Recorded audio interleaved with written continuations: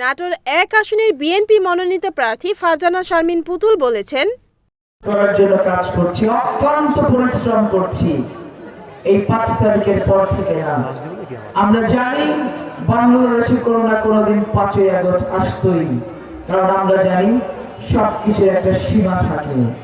সেই সীমা যখন লঙ্ঘন হয়েছে, বাংলাদেশের টেকনাফ থেকে তেঁতুলিয়া, রূপসা থেকে পাথুরিয়া জনগণ যখন ফুঁসে উঠেছে, তখন কিন্তু মাফিয়া তন্ত্রকে পালাতে হয়েছে বাংলাদেশ থেকে।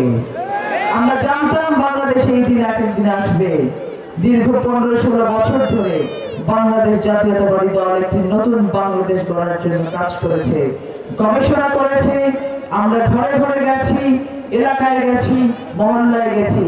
বাংলাদেশের অর্থনৈতিক ভঙ্গুর দশায় কোন কোন কাজ বাংলাদেশের জনগণের জন্য করা যায়, সেগুলো নিয়ে গবেষণা করে আমরা ৩১টি দফা নিয়ে মানুষের দ্বারে দ্বারে গেছি। মানুষকে বলেছি, যেদিন বিএনপি রাষ্ট্র ক্ষমতা পরিচালনার দায়িত্ব পাবে, ঠিক পরের দিন থেকে এই ৩১ দফা বাস্তবায়নের কাজে যাবে ইনশাআল্লাহ। মঙ্গলবার লালপুর উপজেলার কলসনগর কলেজ মাঠে আয়োজিত এক নির্বাচনী জনসভায় প্রধান অতিথির বক্তব্যে তিনি এসব কথা বলেন। এ সময় উপস্থিত ছিলেন নাটোর জেলা বিএনপির সদস্য সচিব আসাদুজ্জামান আসাদ, যুগ্ম আহ্বায়ক জিল্লুর রহমান খান, বাবুল চৌধুরী, লালপুর উপজেলা বিএনপির সাবেক সদস্য সচিব হারুনুর রশিদ, পাপ্পু প্রমুখ। Report AZ Sujan, NAN TV, Natore.